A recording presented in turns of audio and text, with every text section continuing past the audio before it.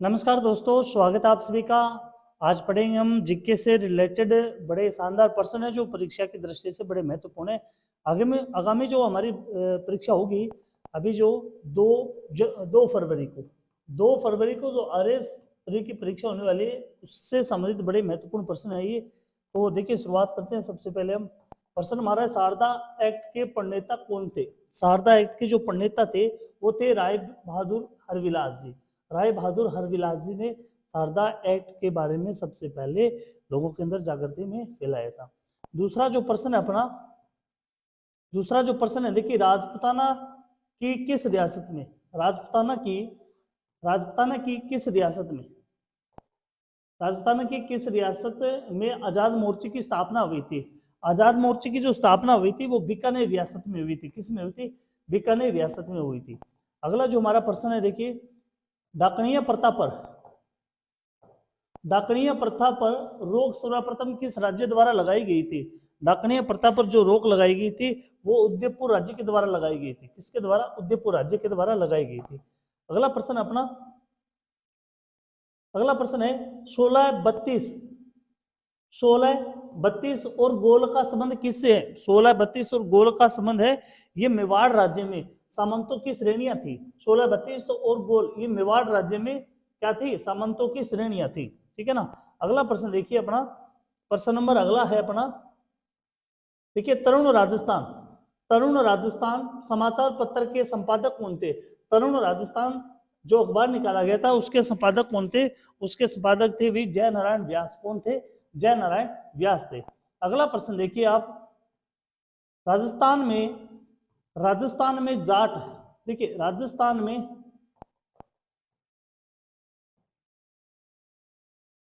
अगला प्रश्न है अपना, राजस्थान जाट क्षेत्रीय सभा बनाई गई थी। राजस्थान जाट क्षेत्रीय सभा बनाई गई थी भाई 1931 को। कब बनाई गई थी? 1931 को बनाई गई थी। अगला प्रश्न है हमारा, अगला प्रश्न है, अरे क्या हो गया इसको, क्या समस्या आ रही है इसमें?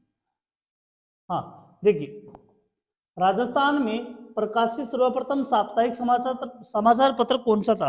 राजस्थान में जो साप्ताहिक, सबसे पहले साप्ताहिक समाचार पत्र निकाला गया था वो कौन सा था? वो था सजन कृति सुधाकर। सबसे पहले राजस्थान के अंदर प्रकाशित साप्ताहिक अखबार था। अगला जो प्रश्न है अपना, अगला जो प्रश्न है देखिए, शिरोई राज्य प्रजामंडल का संस्थापक कौन था? शिरोई राज्य प्रजामंडल की स्थापना किसने की थी? उसका संस्थापक कौन था? तो उसके संस्थापक थे गोकुल भाई भट्ट थे। अगला प्रश्न है अपना, अगला प्रश्न है देखिए, भारतीय राष्ट्रीय कांग्रेस ने किस अधिवेशन में देशी रियासतों के स्वतंत्रता आंदोलन को अपने अंग के रूप में अपनाया था? बड़ा इंपॉर्टेंट प्रश्न है कि भारतीय राष्ट्रीय कांग्रेस ने किस अधिवेशन में देशी रियासतों के स्वतंत्रता आंदोलन को अपने अंग के रूप में अपनाया था? तो ये उन्होंने अपनाया था जब उनका हरिपुरा अधिवेशन हो रहा था, तब हरिपुरा अधिवेशन में। अगला प्रश्न है अपना, अगला प्रश्न है, विजय सिंह पथिक का मूल नाम क्या था? विजय सिंह पथिक जो किसान आंदोलन से संबंधित थे उनका मूल जो नाम था वो था भूप सिंह। अगला प्रश्न है देखिए, रूपाजी धाकड़ का संबंध किस आंदोलन से था? रूपाजी और करपाजी धाकड़, इनका संबंध था बेगू किसान आंदोलन से। ठीक है ना। अगला प्रश्न देखिए आप, अगला जो प्रश्न है कि मोतीलाल तेजावत का संबंध कौन से आंदोलन से था भाई? मोतीलाल तेजावत का संबंध है कौन से आंदोलन था? वो था एक ही किसान आंदोलन से। अगला प्रश्न अपना है, कितनी रियासतों के एकीकरण से, बड़ा ही साधारण सरल सा प्रश्न है, कितनी रियासतों के एकीकरण से राजस्थान राज्य बना था? तो 19 रियासतें थी। एक कौन सा था? मेरवाड़ा क्षेत्र था केंद्र शासित प्रदेश, और 3 थे ठिकाने। अगला प्रश्न देखिए आप, देखिए रियासतों से संबंधित समस्याओं के समाधान के लिए रियासती विभाग की स्थापना, रियासती विभाग की स्थापना कब हुई थी? इसकी जो स्थापना हुई थी वो 10 अक्टूबर 1946 को हुई थी। कब हुई थी? 10 अक्टूबर 1940 को। ठीक है ना। अगला प्रश्न देखिए आप, 1857 की क्रांति की कुलदेवी कौन थी? देखिए 1857 की क्रांतिकारियों की जो कुलदेवी थी वो थी कौन सी? सुगाली माता। कौन सी थी भाई? सुगाली माता थी। ठीक है ना। अब इनका जो प्रतीक था क्रांतिकारियों का वो क्या था? चपाती और कमल का फूल। चपाती व कमल का फूल है वो इनका प्रतीक था। ठीक है ना। अगला जो प्रश्न है वो देखिए आप, हाँ अगला प्रश्न है 1857 की क्रांति का प्रतीक, ये मैंने आपको बताई दिया अभी, कमल का फूल था और चपाती थी। ठीक है ना। अगला प्रश्न देखिए आप, अगला प्रश्न है कि जोधपुर राज्य का कौन सा शासक, देखिए बड़ा इंपोर्टेंट है, जोधपुर राज्य का, ये क्या कहां से आ जाता है बीच बीच में। देखिए जोधपुर राज्य का कौन सा शासक वैष्णव धर्म से प्रभावित था? ऐसा शासक जो वैष्णव धर्म से प्रभावित था वो थे जोधपुर के विजय सिंह। कौन थे? विजय सिंह थे। अगला प्रश्न देखिए आप, गिगोली युद्ध, गिगोली युद्ध यानी मैं तो इसे गिंदिया युद्ध कहता हूं क्योंकि एक औरत के लिए युद्ध हुआ था। गिगोली युद्ध किन दो रियासतों के मध्य हुआ था? ये हुआ था भी जयपुर और जोधपुर के बीच में, जयपुर और जोधपुर के बीच में हुआ था। अगला प्रश्न देखिए आप, बिजोलिया किसान आंदोलन से संबंधित नहीं है, कौन से नेता है वो बिजोलिया आंदोलन से संबंधित नहीं है? यहाँ पर देखिए राम नारायण चौधरी, इनका संबंध बिजोलिया किसान आंदोलन से नहीं है भाई। अगला प्रश्न देखिए आप, अगला प्रश्न है कि राजस्थान, अरे कहां से आ रहा है, राजस्थान किसान आंदोलन का, राजस्थान किसान आंदोलन का बड़ा इंपॉर्टेंट प्रश्न है। देखिए अंतिम शहीद किसे कहा जाता है? राजस्थान किसान आंदोलन का अंतिम शहीद किसे कहा गया भाई? अंतिम जो शहीद कहा गया है वो कहा गया रूगाराम चौधरी और चुन्नीलाल शर्मा को। ये अंतिम शहीद होने वाले किसान नेता थे। अगला प्रश्न देखिए आप, राज प्रस्तुति के चेता कौन है? किसने लिखी थी भाई राज प्रस्तुति? ये लिखी थी भैया रणछोड़ भट्ट ने लिखी थी। अगला प्रश्न देखिए आप, अगला जो प्रश्न है कि राजस्थान के किस ग्रंथ की तुलना बाबरनामा से की गई है? बाबरनामा के साथ कौन से ग्रंथ की तुलना की गई है भैया? बाबरनामा के साथ। तो बाबरनामा के साथ की गई है नैनसिरी ख्यात, नैनसिरी ख्यात, ये मोहनोत नैनसी ने लिखी थी भाई। ठीक है ना। अगला प्रश्न देखिए आप, अगला प्रश्न है तराइन का दूसरा युद्ध हुआ था, कब हुआ था दूसरा युद्ध? तराइन का दूसरा युद्ध हुआ था भाई 1192 के अंदर। कुछ तो साधारण से प्रश्न है, ज्यादा कोई लंबा चौड़ा इतिहास नहीं है इसका। अगला प्रश्न देखिए, राजस्थान के राजाओं में वह कौन सा शासक था जो अपनी सेना के साथ 1857 के संग्राम की सहायता हेतु राज्य से बाहर गया था? तो ऐसा कौन सा शासक था भाई? कहां के शासक थे? वो थे बीकानेर के राजा थे भाई। कहां के थे भाई? बीकानेर के राजा थे। अगला प्रश्न देखिए आप, अगला प्रश्न है राव बीका ने बीकानेर साम्राज्य की स्थापना कब की थी? राव बीका जो जोधपुर से अलग हुए थे उन्होंने 1465 के अंदर, कब? 1465 के अंदर बीकानेर की स्थापना कर ली थी भाई। अगला प्रश्न है, देखिए राजस्थान के एकीकरण प्रक्रिया किसने? मत्स्य संघ की वार्षिक आय कितने थे? मत्स्य संघ की वार्षिक आय थी वो थी 184 लाख रुपए। कितनी थी? 184 लाख रुपए थी। अगला प्रश्न देखिए आप, कोटा को अंग्रेजी सेना ने क्रांतिकारियों से कब मुक्त करवाया था? कोटा को अंग्रेजी सेना ने क्रांतिकारियों से मुक्त करवाया था, कब करवाया था? मार्च 1858 में। कब करवाया था? मार्च 1858 में। अगला प्रश्न है अपना, मारवाड़ का प्रताप रावचंद्र सेन को, ये तो साधारण सा प्रश्न है भाई, रावचंद्र सेन को मारवाड़ का प्रताप कहा जाता है। अगला है प्रश्न अपना, अलाउद्दीन खिलजी ने किस स्थान को जीतकर उसका नाम रखा था खेराबाद? खेजराबाद तो मेवाड़ को रखा था भाई, खेराबाद रखा था सिवाना को जीत करके। देखिए आप, अगला है समसभा के संस्थापक कौन थे? समसभा की स्थापना की थी भाई गोविंद गिरी ने। किसने की थी? गोविंद गिरी ने की थी। बड़ा साधारण सा प्रश्न है ये तो। अगला प्रश्न देखिए आप, किस राजपूत राज्य के प्रजामंडल की स्थापना कलकत्ता में की गई थी? ऐसा राज्य कौन सा था? ऐसा राज्य कौन सा था जिसके प्रजामंडल की स्थापना कलकत्ता में हुई थी, यानी अपने क्षेत्र से बाहर? तो कलकत्ता में हुई थी भाई बीकानेर प्रजामंडल की स्थापना। किसकी हुई थी? बीकानेर प्रजामंडल की स्थापना हुई थी। अगला प्रश्न देखिए, अगला है विख्यात गजल। देखिए विख्यात गजल गायक जगजीत सिंह का पैतृक निवास कौन सा गांव था? पैतृक निवास था वो था श्री गंगानगर। कौन सा था भाई? श्री गंगानगर था। ठीक है ना।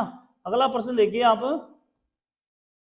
मेवाड़ बागड़ और पास के क्षेत्रों में, मेवाड़ बागड़ और पास के क्षेत्रों में ढीलों में सामाजिक सुधार के लिए लसोड़िया आंदोलन का सूत्रपात किसने किया था? लसोड़िया आंदोलन का सूत्रपात किया था भाई मावजी ने। किसने किया था? मावजी ने किया था। लाशोड़िया बोलते हैं इसको। ठीक है ना। अगला देखिए प्रश्न, निम्न में से, अरे ये क्या प्रश्न आ गया? निम्न में से कौन खेतरी झुंझुनू आए थे? झुंझुनू आए थे, बहुत सारे लोग आए थे, लेकिन यहाँ पर पूछ रहे ऑप्शन के आधार पर स्वामी विवेकानंद जी आए थे भाई खेतरी के अंदर। ठीक है ना। स्वामी विवेकानंद ने 5 दिन अपना निवास धारण किया था झुंझुनू के अंदर। अगला है, राजस्थान निर्माण के तृतीय चरण में संयुक्त राज्य राजस्थान द्वितीय में राज्य की राजधानी बनाया गया था। तीसरे चरण में जो राजस्थान की राजधानी बनाई गई थी वो उदयपुर को बनाई गई थी। किसको? उदयपुर को बनाई गई थी। अगला प्रश्न है अपना, राजस्थान राज्य में पहला द्रोणाचार्य पुरस्कार, पहला जो द्रोणाचार्य पुरस्कार दिया गया था, पहले की बात करें यहाँ पर, पहला द्रोणाचार्य पुरस्कार वो कर्ण सिंह को दिया गया था। किसको? कर्ण सिंह को दिया गया था। अगला प्रश्न देखिए आप, अगला प्रश्न है कि राजस्थान के प्रसिद्ध खिलाड़ी लिम्बाराम और श्यामलाल का संबंध किस खेल से? लिम्बाराम और श्यामलाल दोनों ही तीरंदाज है। क्या है भैया? तीरंदाज है। अगला प्रश्न देखिए आप, एकीकरण के समय किस मारवाड़ नरेश ने पाकिस्तान में मिलने का प्रयास किया था? किस मारवाड़ का वह शासक जो पाकिस्तान में मिलना चाहता था, कौन सा था भाई? हनुमंत सिंह। कौन थे? हनुमंत सिंह थे वो। अगला प्रश्न है अपना, देखो काली भाई को कौन नहीं जानता भाई? काली भाई जिसने डूंगरपुर पुलिस के हाथों अपने अध्यापक को बचाने में अपनी जिंदगी दे दी, वह कहां की रहने वाली थी? तो वो रास्तापाल की थी। किस कहां की थी भाई? रास्तापाल की थी। अगला प्रश्न देखिए आप, चौहान वंश का संस्थापक कहा जाता है, किसे कहा जाता है भाई? चौहान वंश की स्थापना किसने की थी? वासुदेव चौहान ने की थी। किसने की थी? वासुदेव चौहान ने की थी। अगला प्रश्न देखिए आप, देखिए किस सूक्ष्म जीवी में, ये साइंस वाले प्रश्न आ गए भाई यहाँ पर। देखिए किस सूक्ष्म जीव में सजीव और निर्जीव दोनों के गुण होते हैं? सजीव और निर्जीव दोनों के गुण होते हैं, वो विषाणु के अंदर होते हैं। किसमें होते हैं भाई? विषाणु के अंदर होते हैं। अगला प्रश्न देखिए आप, हाँ भाई दूध से निकालो मक्खन। आप दूध से मक्खन निकालने का सिद्धांत किस पर आधारित होता है भाई? दूध से मक्खन निकालोगे तो उसमें अपकेंद्रीय बल लगाना पड़ेगा आपको, खिलौना भी लगते हो ना उसी टाइप, अपकेंद्रीय बल लगेगा उसके अंदर। अगला प्रश्न देखिए आप, श्वसन एक अभिक्रिया है, श्वसन एक अभिक्रिया होती है, किस प्रकार की होती है? ऊष्माक्षेपी होती है। कौन सी होती है ये? ऊष्माक्षेपी होती है। अगला प्रश्न देखिए आप, सीएनजी का मुख्य घटक क्या होता है? सीएनजी का मुख्य घटक कौन सा होता है भाई? मीथेन होता है। सीएनजी का मुख्य घटक कौन सा होता है? मीथेन होता है। अगला प्रश्न अपना, अगला है पिट्यूटरी ग्रंथि कहाँ स्थित होती है? ये होती है भाई दिमाग के अंदर, व्यक्ति के मस्तिष्क के अंदर होती है। अगला है प्रश्न अपना, निम्न में से किस जंतु में त्वचा एक श्वसन अंग है? कौन सा ऐसा जंतु है जो अपना सांस है वो त्वचा के माध्यम से लेता है? त्वचा के माध्यम से भाई मेंढक ले सकता है, त्वचा के माध्यम से मेंढक ले सकता है अभी सांस। ठीक है ना। अगला प्रश्न देखिए आप, मौत के कुएं में कुएं की दीवार पर मोटरसाइकिल चलाना किस सिद्धांत पर आधारित होता है? आपने देखा हो मौत कुआं बोलते हैं उसको, तो मोटरसाइकिल चलाते हैं वो किस सिद्धांत पर चलाते हैं? वे अपकेंद्रीय बल सिद्धांत पर चलाते हैं। कौन सा बल लगता है वहां पर? अपकेंद्रीय बल लगता है भाई। ठीक है ना। अगला प्रश्न देखिए आप, अगला प्रश्न है, संगमरमर का रासायनिक सूत्र। ये देखो संगमरमर राजस्थान में पाया जाता है मकराना के अंदर, जिसे मकराना को सफेद नगर कहते हैं।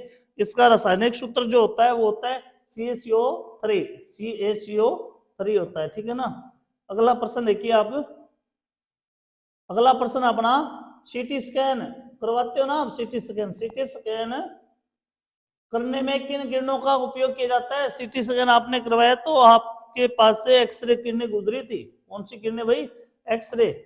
देखिए अगला प्रश्न, सबसे बड़ा स्तनधारी कौन सा है भाई? सबसे बड़ा स्तनधारी, ये तो बताने वाली जरूरत ही नहीं है, व्हेल मछली होती है स्तनधारी, ठीक है ना। सबसे बड़ी कोशिका भी व्हेल मछली का अंडा होता है ना। अगला प्रश्न देखिए आप, निम्न में से किस युग में खुला परिसंचरण होता है? खुला परिसंचरण होता है वो होता है भी कॉकरोच के अंदर, और साथ में सिल्वर फिश, इन दोनों के अंदर ही होता है खुला परिसंचरण, ठीक है ना। अगला प्रश्न देखिए आप, अगला प्रश्न है अपना ऑयल, ऑयल यानी तेल, ऑयल का पूरा नाम क्या होता है भाई?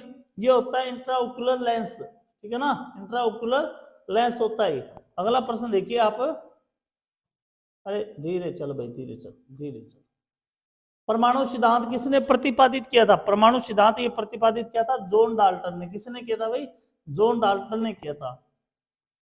अगला प्रश्न है अपना संगणक, संगणक में प्रयुक्त आईसी चिप होती है ना, कंप्यूटर के अंदर जो आईसी चिप लगी होती है वो किससे बनाई जाती है? आईसी चिप, आईसी चिप बनाई जाती है भी सिलिकॉन से। किससे बनाई जाती है? सिलिकॉन से बनाई जाती है, ठीक है ना। अगला देखिए आप, पंच जगत की अवधारणा, पंच जगत की अवधारणा किसने दी थी? ये पंच जगत की व्हीटेकर ने दी थी, ठीक है ना, व्हीटेकर ने पंच जगत की अवधारणा दी थी। अगला प्रश्न अपना, मच्छरों के नियंत्रण हेतु प्रयोग होने वाली लार्वा भक्षी मछली कौन सी होती है? मच्छर घर में ज्यादा हो गए तो मछली पाल लो, और कौन सी मछली पालोगे आप? गंबेशिया, गेम्बूशिया। कौन सी मछली पालोगे? गेम्बूशिया, गेम बजा देगी वो मच्छरों का। अगला प्रश्न देखिए आप, प्रकाश वर्ष किसकी इकाई है?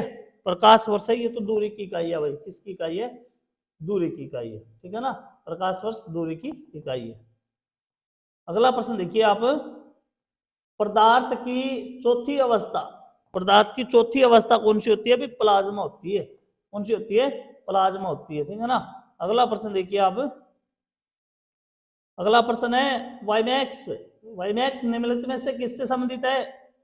वाईमैक्स का संबंध है वो संचार से होता है, वाईफाई संचार से होता है, ठीक है ना। अगला बताओ प्रश्न कौन, ये प्लाज्मोडियम परजीवी का वाहक होता है, प्लाज्मोडियम परजीवी का वाहक कौन सा होता है भाई? प्लाज, ये मच्छर, प्लाज्मोडियम मच्छर का, ठीक है ना। अगला प्रश्न देखिए आप, क्लोरोफिल में केंद्रीय धातु कौन सी होती है? अरे ध्यान से, क्लोरोफिल में केंद्रीय धातु कौन सी होती है भाई? क्लोरोफिल के अंदर जो केंद्रीय धातु होती है मैग्नीशियम होती है। कौन सी होती है? मैग्नीशियम होती है। अगला प्रश्न देखो आप, किसमें ध्वनि अधिकतम होती है? किसमें ध्वनि है वो अधिकतम होती है? ज्यादा ध्वनि किसमें होती है भाई? धातु के अंदर होती है ना, धातु के अंदर। अगला प्रश्न देखिए, फलों को कृत्रिम रूप से पकाने हेतु कौन सी गैस का प्रयोग करते हैं? यानी फलों को जल्दी बाजार में लाने के लिए कृत्रिम गैस का प्रयोग किया जाता है, ठीक है ना। कृत्रिम, कौन सा कृत्रिम रूप प्रयोग में लिया जाता है भाई? उसमें लिया जाता है एथिलीन। कौन सा? एथिलीन, एथिलीन लगाओ फलों को पकाओ। अगला है प्रश्न देखिए, निम्नलिखित में से कौन सा आनुवांशिक अभियांत्रिकी का अनुप्रयोग नहीं है? आनुवांशिक अभियांत्रिकी का अनुप्रयोग नहीं है तो मानव क्लोनिंग, क्या नहीं है भाई? मानव क्लोनिंग नहीं है यहां पर, ठीक है। अगला प्रश्न देखिए आप, अगला प्रश्न है अपना, कोशिका सिद्धांत के अनुसार निम्न में से क्या गलत है भाई? कोशिका सिद्धांत के अनुसार निम्न में से क्या गलत है? देखो जीव कोशिका के बने होती है तो बिल्कुल सही बात है भाई। नई कोशिका पुरानी कोशिका से बनती है, ठीक है। सभी कोशिकाओं पर कोशिका भित्ति पाई जाती है, कोई जरूरी थोड़ी ना होता है। ये यहाँ पर ऐसा मत लगा भाई, ठीक है ना। अगला देखो, देखिए राजस्थान, राजस्थान राज्य में सहरिया जनजाति, राजस्थान राज्य में सहरिया जनजाति की सर्वाधिक संख्या भाई। शहर वाले काले हो जाते हैं धुआं लगने से, ठीक है ना, और काले लोगों को बाहर कर दो 12, ठीक है। ये मैं विशेष नहीं कर रहा, सहरिया जनजाति का एक थोड़ा सा बताया मैंने। ये इस जनजाति के लोग हैं, उनका रंग है वो ज्यादा काला होता है, ठीक है ना, तो 12 के अंदर पाए जाते हैं। देखिए आगे जो प्रश्न है अपना, निम्न में से कौन सी जनजाति ऐसी है जो कि मकान बनाकर नहीं रहती? मकान बनाकर नहीं रहती भाई, कौन सी जनजाति नहीं रहती? यहाँ पर देखो ये डी ऑप्शन ही खत्म हो गया, यहाँ पर गाड़िया लोहार, गाड़िया लोहार है वो, मकान बनाकर नहीं रहते भाई, ठीक है ना, अपने गाड़ी में निवास करते हैं वो। अगला प्रश्न देखिए, राजस्थान राज्य में शरीर पर चित्र गुदवाने की प्रथा, राजस्थान राज्य में शरीर पर चित्र गुदवाने की प्रथा प्रचलित है, ये प्रथा किस जाति में सर्वाधिक पाई जाती है भाई? सर्वाधिक भील लोग, सर्वाधिक भील और मीणा जनजाति के लोग अपने शरीर पर गुदना गुदवाते हैं, ठीक है ना। अगला प्रश्न देखिए आप, मीणा का अर्थ क्या होता है? मीणा का अर्थ, मीणा है वो मीन शब्द से लिया गया भाई, और मीन का अर्थ क्या होता है? मछली होता है, मीन का अर्थ क्या होता है? मछली होता है। अगला प्रश्न है अपना, दक्षिणी राजस्थान की गाना बजाने वाली जनजाति कौन सी है? गाना गाओ और मांग के लाओ, तो ग्रासीय जनजाति। कौन सी जाति है भाई? गाना बजाने वाली ग्रासीय जनजाति, ठीक है। अगला अगला प्रश्न देखिए आप, ये जनजाति वाले प्रश्न है लगभग, ठीक है ना। राजस्थान राज्य में डामोर, डामोर जनजाति का मुख्य भोजन कौन सा होता है भाई?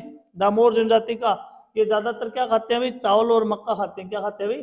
चावल और मक्का खाते हैं, ठीक है। अगला प्रश्न देखिए आप, राजस्थान राज्य में सहरिया जनजाति के लोग, राजस्थान राज्य में सहरिया जाति के लोग अपने मकानों का निर्माण करते हैं, तो शहरी जनजाति के लोग है वो लकड़ी और मिट्टी से करते हैं। किससे करते हैं भाई? लकड़ी और मिट्टी से अपने मकान बनाते हैं, आज भी बनाते हैं, ये नहीं आज आधुनिकता आ गई है, आज भी बनाते हैं।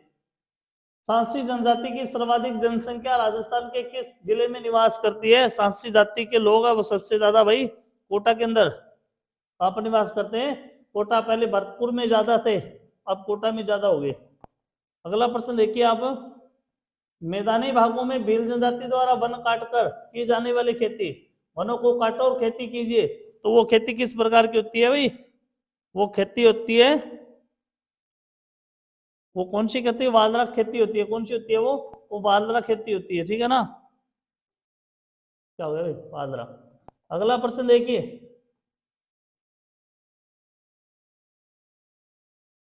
भील लोगों में, देखिए भील लोगों में निम्न में से कौन सी परिवार की प्रथा का प्रचलन नहीं है? कौन से परिवार की प्रथा का प्रचलन नहीं है भाई? संयुक्त परिवार का, ठीक है ना। भील लोग क्या करते हैं? एकल परिवार में ज्यादा विश्वास रखते हैं भाई, ठीक है। अगला प्रश्न देखिए, राजस्थान में मुख्यमंत्री जल स्वावलंबन योजना, अरे आजा भाई आराम से आजा,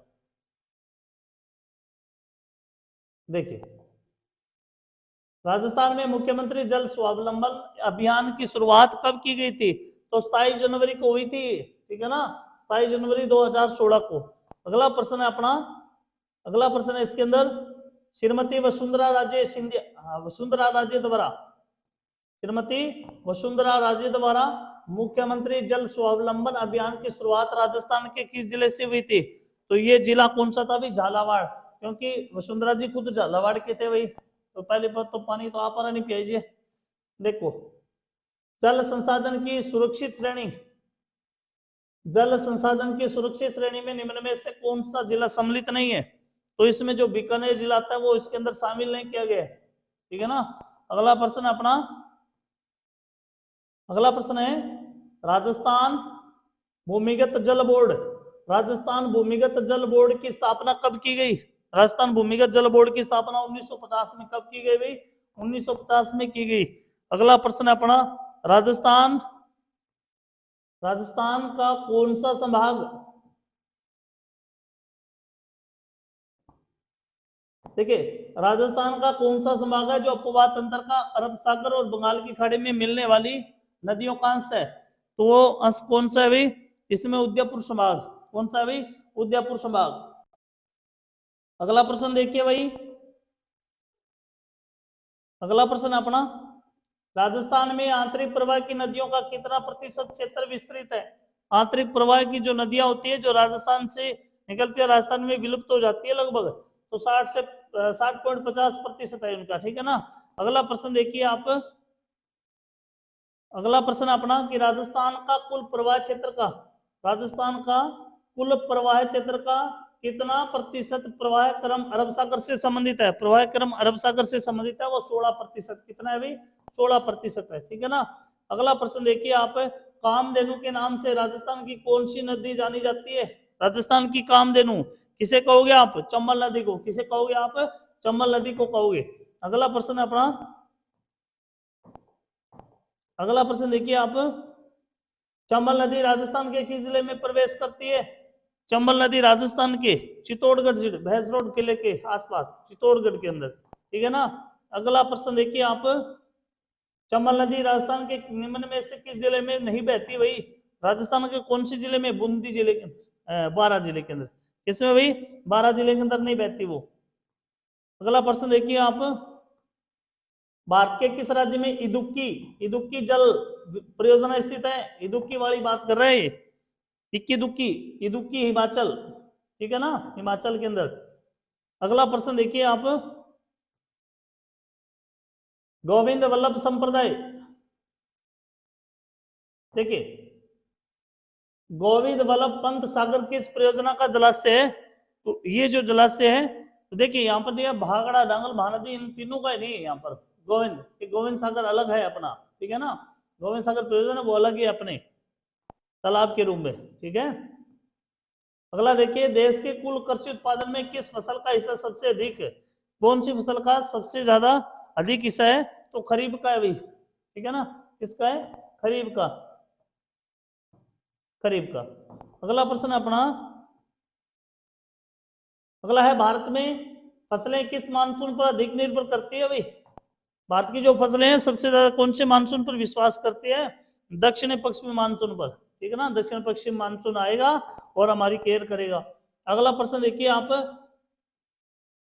देखिए टुंड्रा वनस्पति पाई जाती है, टुंड्रा वनस्पति ये कहां पर पाई जाती है? उत्तरी ध्रुवों पर पाई जाती है। कहां पर पाई जाती है? उत्तरी ध्रुवों पर पाई जाती है।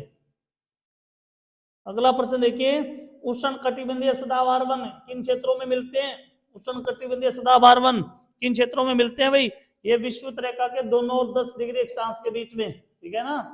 अगला प्रश्न देखिए, अगला प्रश्न अपना,